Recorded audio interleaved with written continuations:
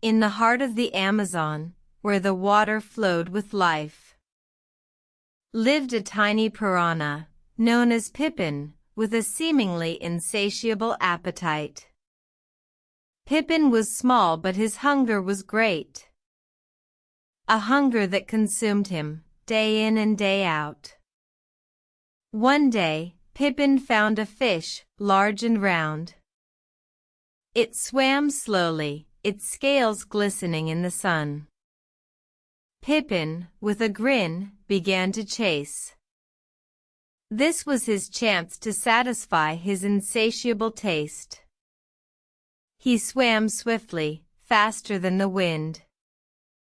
But the larger fish kept pace, never to be left behind. Pippin was tired, but his hunger drove him on. He wouldn't rest until the fish was his own. Finally, with a mighty leap, Pippin bit into the fish. But alas, it was a cunning trick, a bitterfish disguise. The bite was painful, and Pippin cried out in shock. The bitterfish's poison spread, and he began to choke. Pippin, writhing in pain, realized his grave mistake.